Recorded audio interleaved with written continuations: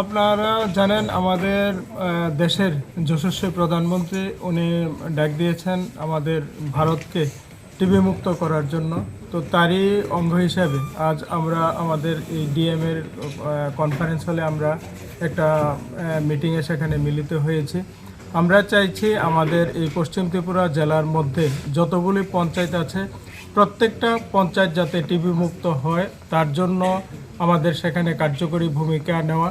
কারণ প্রত্যেকটি পঞ্চায়েত যখন টিবি মুক্ত হবে তখনই আমাদের জেলা টিবি মুক্ত হবে, জেলা হলে আমাদের রাজ্য হবে, রাজ্য যখন টিবি মুক্ত হবে তখন দেশও টিবি মুক্ত হবে।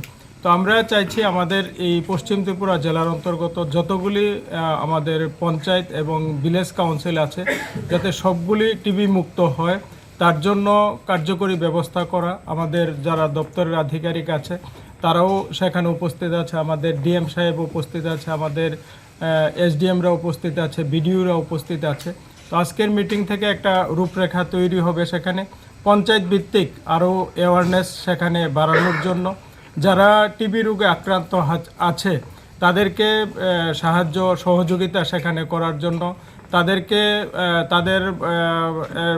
আমরা প্রত্যেকে যারা আমরা আছি, বিডিও হোক, পঞ্চায়েত সচিব হোক, প্রধান হোক বা পঞ্চায়েত সমিতির চেয়ারম্যান হোক, জেলা পরিষদের মেম্বার হোক বা অন্যান্য নির্বাচিত প্রতিনিধি হোক, প্রত্যেকেই এক একজন রুগীকে সেখানে আমরা অ্যাডহক নেব। তাদের যতদিন অবধি সেখানে রোগ না সারবে ততদিন পর্যন্ত আমরা তাদেরকে পুষ্টিকর আহার এবং বিভিন্ন সামগ্রী দিয়ে সেখানে সাহায্য করব। যারা টিবি রোগে আক্রান্ত হয়েছেন তারা যাতে এটা না ভাবেন যে তারা একা, তাদের পাশে কেউ নেই।